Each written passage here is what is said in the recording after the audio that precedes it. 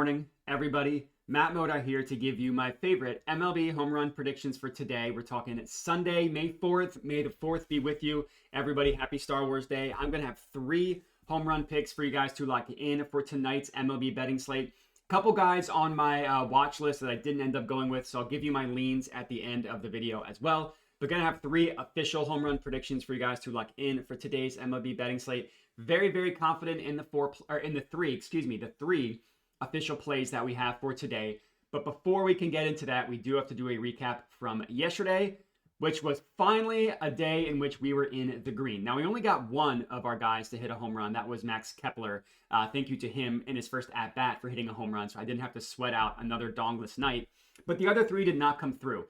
Now, Anthony Volpe and Vladimir Guerrero Jr., neither of them hit home runs. That was incredibly frustrating. They both had fly balls that were 100 plus miles per hour off the bat.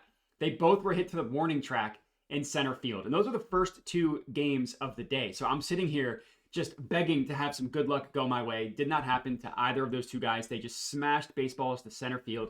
It happens. Bobby Wood Jr., I think I forced that one a little bit. Probably shouldn't have bet that. He hadn't been really that hot at the plate. I kind of just forced one in just to try and get one. Didn't work out, but at least we did get Max Kepler to hit a home run. Slight profit of 0.38 units yesterday. If you followed my unit size guiding, if you just put 1 unit on every single one of these, you would have been up like, I don't know, like a unit, like a little bit over a unit, something like that. But regardless, I'll happily take a day in the green, even though it should have been better on the entire season. That now brings our profit, if you're following my unit size guiding, up to 8.18 units of profit. If you're putting just a unit blindly, 36 units of profit. I like to say that number just to kind of show people what it would be like if you didn't mess with my like quarter unit or 0.3 units or whatever, and you just wanted to not think about it and put 1 unit on every single one. That's your number. The most important thing here is this ROI. In the grand scheme of things, 23% ROI basically is really, really good. Now, in the context of the rough week that we had, it feels gross, but 23% ROI when you're able to take a step back is very good. Hopefully, we can get that cold streak behind us, get a dong yesterday, get a couple more dongs today. I missed how good it felt to get donged, so it was nice to see Max Kepler come through. And it was a Philly, so that was always fun for me. But as I mentioned, I got 3 picks for you guys today. Decent slate from a weather perspective. You just got to worry about rain. All these games highlighted pink have possible rain issues, some more concerning than others. And then, yeah, so decent slate for home runs. We see a lot positive in Cincinnati, Baltimore, Philly. Negative in Fenway, but that's actually more so to right field. Left field isn't that bad, and we'll talk about that.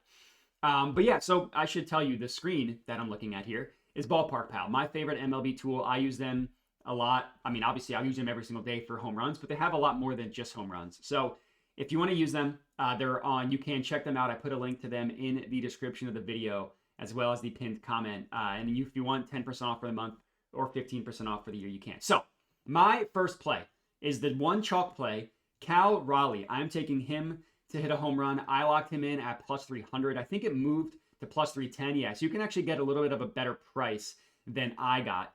I put 0.35 units on him to hit a home run, so I did up my unit size a little bit because the odds are a little bit lower. But plus 310, obviously, if I'm good with plus 300, I'll obviously take him at plus 310 as well. Now, the matchup here, according to Ballpark Pal, it's actually a moderate advantage for Jacob deGrom. It's a D matchup for Cal Raleigh. I don't really look that much into this. Obviously, not because I don't think Ballpark Pal is correct, because they're giving more weight to Jacob deGrom prior to this season, when he's just not been the same pitcher this season at all. And you can look at a ton of numbers that show that. We're looking at Game Day Insights, which is just where I look at a lot of pitch mix stuff, a lot of handedness type of stuff. Jacob deGrom, home run per 9 of 2.65 against lefties. That's disgusting. 308 ISO rate is disgusting. Above 10% barrel rate, above 50% hard hit rate, and then like a 60%, a little bit above that combined line drive plus fly ball rate. All those numbers are disgusting. You look at him against righties, borderline unhittable, 0% barrel rate, 0 home runs, 14% hard hit rate. You want to target him against a lefty, and you own and only lefties against him. That leaves us to Cal Raleigh. Now, he's a switch hitter, so he bats, obviously, depending on the handedness of the batter. Historically, he has been significantly better against left-handed pitching This year, he's been awesome against both. He's hit 11 home runs, 12 home runs, excuse me. 9 of them have come against right-handed pitching. You look at his ISO rate, 410 against righties is phenomenal. I mean, he's still good against lefties, but he's just been raking against righties this year. And even his advanced stats, like his fly ball rate, up to 60% against righties. His pull rate, almost 60% against righties, and his hard hit rate, 40% as well. Just destroys right-handed pitching, which is not a good sign for Jacob deGrom. Now, one thing that I'm switching up my strategy a little bit, I probably should have mentioned this at the beginning of the video. I think I looked a little bit too much at hard hits and not enough at fly ball rate, and more specifically, not enough about pull rate. Because if you think about it, you can smash baseballs all you want, but if you're hitting them to dead center, like Vlad and Volpe did yesterday, or you're not getting the launch angle, it doesn't matter how much you're smashing baseballs. You need to put the ball in the air. And I kind of came to this conclusion because I was looking at guys over the last week, over the last 2 weeks with the highest ISO rate. Now, PCA has just been insane, just on a ridiculous run. But I was looking at guys with top 10, 15, 20 ISO rate, and I was trying to find common denominator. Obviously, barrels are going to be up there, like the best with barrels is going to be the best as well. But the biggest thing here is like normally, now this isn't obviously 100% the case, but more often than not, they have either a high fly ball rate or a high pull rate, and some of them both. Now, sometimes you're Aaron Judge, and it doesn't matter because you can hit the living crap out of the baseball to center field, and it doesn't matter. But more often than not, these guys are having like above 40, above 50% fly ball and pull rate, and if you have both, that's a phenomenal sign, and you're going to kind of see that with some of the guys that I'm taking today. So that's I made a joke on Twitter that I think I cracked the code. That's just the biggest thing, is looking a lot more into fly ball rate and pull rate than I was previously. And it lines up perfectly for this play on Cal Raleigh. And you look at him, so he had a stretch over the last week where he was ice cold. I mean, he didn't have a barrel in what's this, like 7-8 straight games, something like that. But you take a step back, you look at him over the last 2 weeks, 18% barrel rate is phenomenal. 46% hard hit rate is good, but it's not amazing. But, when you have 3 out of 4 games where you're not getting one hard hit, that's going to bring that number down. But even over the last 2 weeks, 50% fly ball rate, 70% pull rate. You want to know why he's hitting so many home runs? He's hitting the ball to the shortest part of the park for a home run. And you look at Jacob deGrom, I mentioned he's been terrible against lefties this year. All 5 of his home runs have come against lefties. And you look at it over like the batted ball statistics, fly ball rate higher, line drive rate higher. Pull rate is a little bit lower, but it's basically the same, 46 to 44%. But that hard hit rate, look at the difference, 40% to 4.9%. That's insane, the difference in hard hit rate between the two. So I love Cal Raleigh to hit a home run. He's obviously, I love him because I'm taking him. Another guy that I considered was his teammate Jorge Polanco. I was really, really close to taking Jorge Polanco. Jorge Polanco has also been on fire over the last month. The reason why I ended up not going with him is the pitch mix is much better for Cal Raleigh than it is Jorge Polanco. Like Cal Raleigh hits four-seam fastballs and sliders really well, and Jorge Polanco has done the majority of his damage not off of those pitches. Like if you look at four-seamers, 1 barrel over the last month, 7% barrel rate, whereas Cal Raleigh, 2 home runs, 10% barrel rate, higher hard hit rate, and the most important thing is that fly ball rate. And then you add sliders into the mix.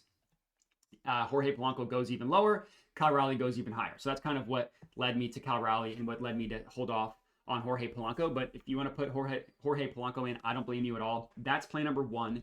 Play number 2, I am going with Riley Green to hit a home run. He is best offered, I think, at plus 425 is the best offered price. I got him at plus 425.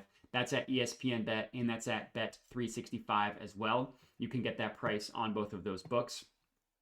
So looking at Riley Green, plus 10 extreme advantage in favor of him over the pitcher, Jack Kochanowicz, not sure how to pronounce it, but either way, strong advantage in favor of the batter. You go through it, it makes complete sense, from a release point perspective, A, horizontally, B minus, vertically, but that's okay. Obviously, it's still an extreme advantage for the batter. And the biggest thing here is the pitch mix for Riley Green is phenomenal. He throws a sinker over 60% of the time. That's insane. That sinker doesn't sink. What do we call those? We call those a stinker. And guess what? Riley Green has an A+ grade against sinkers. And he's even better against right-handed pitching. Now, he's one of those guys who really only want to take him against the righty. But this pitcher, Jack Kochanowicz, really, really struggles against lefties. So we go Same thing we were looking at with Jacob deGrom, but we're looking at with my guy Jack here. Shouldn't say my guy because I'm roasting him. But, I mean, you see horrible stats across the board. 2.80 home run per nine, 2.42 ISO rate, 9% barrel rate, 49% hard hit rate, 57% combined line drive plus fly ball rate. Not quite as bad as Jacob deGrom, still not good at all. And Riley Green is up there with PCH as among the hottest hitters in baseball. I mean, you look at the last 2 weeks, 10 barrels, tied with PCA for the most.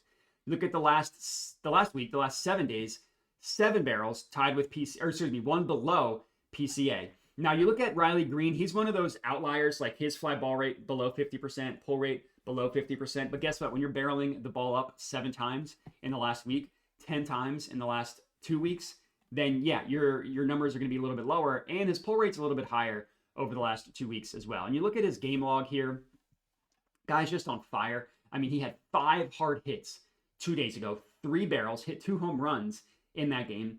Followed that up yesterday with another 2 hard hits, and both of them left the bat at 100 plus miles an hour. Now, this is a situation where neither of them had the necessary launch angle. You look at the EV on those, and you see a 23 and a 7. I mean, 23 is actually not bad. 23 can go yard with the right situation. So 23 is actually not bad. But 100 miles an hour, and that comes a day after getting 5 hard hits. And you look at him over the last 2 weeks.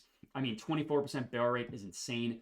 53% hard hit rate is good, but when he's hitting the ball hard, he's barreling it up, which is the most important thing here, which is why we can accept a little bit of a lower fly ball rate than what we'd like, a little bit of a lower pull rate. Actually, that pull rate of 48% is actually fine. So it's really just that fly ball rate. Either way, I love Riley Green to hit a home run.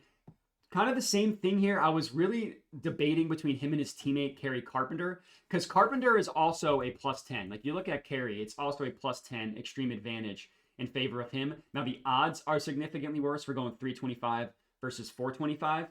And the reason why I settled on Riley Green over Barry is he's a little bit better against the sinker. We see A plus versus A. Now that's like splitting hairs. Riley Green's just been hotter at the plate. Like you look at Kerry over the last 2 weeks, and he just hasn't been hitting nearly as well as Riley Green, which is what led me to Riley Green. So you look at like the last 2 weeks, 12.5% barrel rate is still good, not as good as Riley Green. 32% hard hit rate. That's the scary number. That's disgusting. 32% hard hit rate is gross. Now he's hotter recently. I mean, 2 a couple days ago, then 3, then 5. The barrels have been better recently as well. The scary thing with Kerry Carpenter is he had a gross game at the plate yesterday. He was 0 for 3. And the biggest thing here is he will get pinch hit for, which is what happened yesterday. If the bullpen brings in a lefty arm, they will pinch hit Kerry Carpenter. So like he has to hit it off of the starting pitcher, because if they're going to bring a reliever in, normally they're going to bring in a lefty because they're going to go up against guys like Kerry Carpenter. So that's the one thing to keep in mind. You'll see him get pinch hit for a lot because they don't trust him against lefties. So for the better odds, the slightly better pitch mix, and the hotter batter is what led me to Riley Green. You want to go Kerry? I'm not going to blame you at all. I'll go through my list of guys I left off at the end. But that's play number 2, Riley Green to hit a home run. And our third and final pick of the video, I'm taking Alex Bregman to hit a home run. He is best offered at plus 475 odds. I guess that went down. Check Bet365, because it was 475 at ESPN Bet. It moved to 450, but you can still get 475 at Bet365. At least right before I hit record, you could. So last I checked, you could.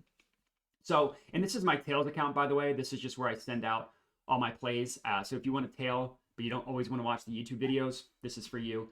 So Alex Bregman, we're looking at him.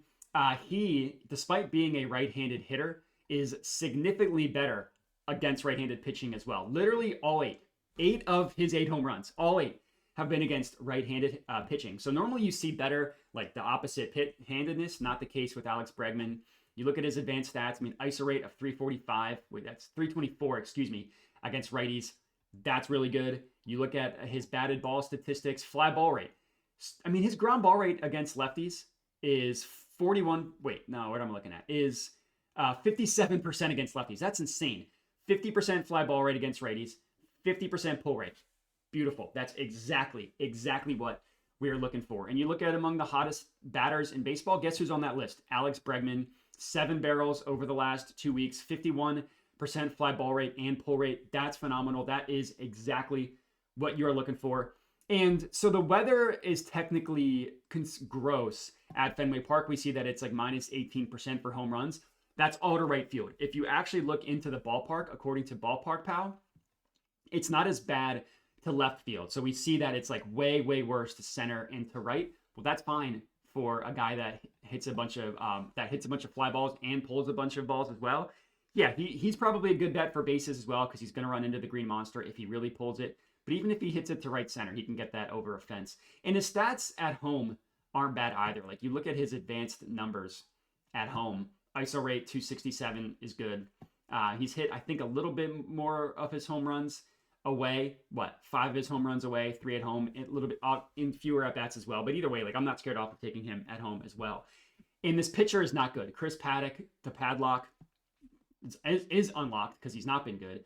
Home run per 9 of 1.98 is disgusting. Now, he's admittedly been a little bit better, a little bit better against righties, so he's a little bit worse against lefties, but nothing to be scared of. Like he's given up 6 home runs, 3 to rights, 3 to left, just in a little bit of a smaller sample size against lefties, but still nothing to be scared of.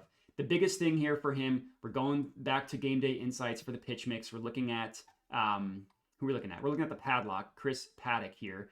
And against righties, four-seam fastball over 50% of the time. You want to know who annihilates four-seam fastballs from righties? That would be Mr. Alex Bregman. Over the last month, 3 home runs. So he has hit 7 home runs over the last month.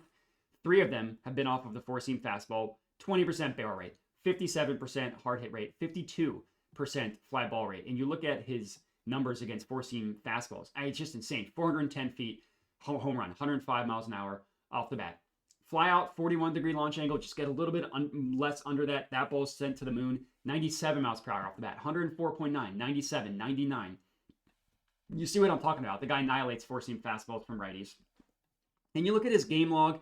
He did not have a good day yesterday, admittedly. 0 hard hits, 0 barrels. That's fine. Look at him prior to that. 2 hard hits, 1 barrel. 3 hard hits, 1 barrel. 1 hard hit, 1 barrel. 3 hard hits, 1 barrel. That's amazing. You look at him over the last 2 weeks, which I already showed you. We can go back to it again. 7 barrels is good. 15% barrel rate is good. That hard hit rate of 46% is not terrible. It's not amazing. It's not terrible. Then we go here. Fly ball rate above 50, pull rate above 50. That's beautiful. That's exactly what we're looking for. So Alex Bregman, and I should have mentioned this at the beginning, plus 10, extreme advantage in favor of him over Chris Padlock. It's as good as it gets. A plus for the hitter. F matchup for the pitcher. From a release point, A. We see, it's a lot of A's across the board for Bregman because he's a good hitter, but you see what I mean. A plus grade against the four-seam fastball. That's what he's going to see the majority of the time. These two haven't seen each other in the last 2 years, so really nothing to be scared about there. Like, yeah, in 2023, struck out twice. That's fine. That was way too long ago.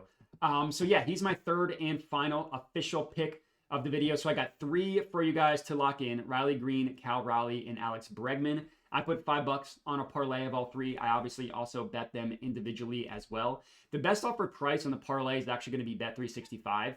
Their odds don't pull into tails, which is why it's showing you ESPN Bet. But if you want to parlay them, put them on Bet365. In terms of guys that I looked at but didn't bet, I've already mentioned a couple of them. Carey, I think, is a good bet. I'm not going to blame anybody for not betting him, as is Jorge Polanco. Trent Grisham, I was really close to going with. You're getting a decent price on him at plus 450. The concern with him is you never know if he's going to be in the starting lineup. Now, he should play tonight after having the day off yesterday, but you never really know. And he's got a tough matchup. He's going up against Freddie Peralta, who, despite the fact that he throws a shit ton, excuse my language, he throws a lot of four-seam fastballs, he does not allow a lot of hard contact and a lot of balls put in the air, like a super low line drive plus fly ball rate, a super high ground ball rate, which is so, like, if I need a way to, I can't think of the word I'm looking for, but like if I need something to take a person away, that's kind of what we're looking for. Reese Hoskins, I would have taken him. His odds stink. We're looking at a guy, Reese Hoskins, who hasn't been that good this year, and we're talking best offer price at plus 390. That needs to be above plus 400 for me to bet him. My notes on Hoskins is he's got a high fly ball and pull rate, and he's really good against four-seam fastballs, which is what he's going to see all the time from Shota Imanaga. But I'm not touching him at 390. Those odds are terrible. PCA, I already mentioned how he's the hottest hitter in baseball. He's been phenomenal. This is just another situation where the pitcher he's going up against doesn't allow a ton of hard contact. He's going up against, actually don't remember, who do the Cubs go up against? Oh yeah, Freddie Peralta. I already mentioned that. Yeah, Freddie Peralta for who else did I not like? Trent Grisham. Okay, so let's back up here. PCA is the one going up against Freddie Peralta, not Trent Grisham. I'll go back to Trent Grisham. But yeah, sorry, it's Pete Crow Armstrong is going up against Freddie Peralta. And yeah, I mean, Pete Crow Armstrong has been ridiculous. I mean, we're talking 70% fly ball rate, 50% pull rate, 10 barrels over the last 2 weeks, 8 over the last week. I get it. He's been amazing. He just hit a home run yesterday. He just hit 2 home runs on Friday. But if I need something to strike away someone to not bet them, it's going to be the fact that his pitching matchup is harder than the other guys. Sorry, I did not mean to say that for Trent Grisham. Taj Bradley is pitching for the Rays. This is who Trent Grisham is going up against. I just mixed up the pitchers, but the main point for both of them still stands. Taj Bradley is, despite the fact that he throws a lot of four-seam fastballs, does not allow a lot of hard contact or a lot of fly balls to left-handed hitters. That applies to both Trent Grisham and PCA. And then Ohtani, I mean, you can always go with Ohtani. He's always a good bet. My issue there is just the odds are always going to be stinky on Ohtani. And they had a weird game yesterday that started super late. Now we're asking them to play again today. I figured, there's a better time to take Ohtani. And I've just never been able to get him right. I bet Ohtani on Friday. He didn't hit a home run. He hit one yesterday. I bet Ohtani last week on Tuesday or Monday. Didn't hit a home run. Hit one the next day. So I just can't get this guy right. But these are my 3 official bets. Green, Raleigh, and Bregman. And then if you want to do something with the leans, I won't blame you. Trent Grisham against Taj Bradley, PCA against Freddie Peralta, and then the other 2. But that's all we got. So yeah, I'm only rocking with the 3. And if all 3 of these guys hit a home run, we will profit 3.3 units. That'd be nice. We basically wipe away all the losses if we just went 3 for 3, not even including if we parlayed them all together as well. So I appreciate everybody for watching. Check out Ballpark Pal if you are interested. Check out my Tails account if you are interested. Bet responsibly and have a good one.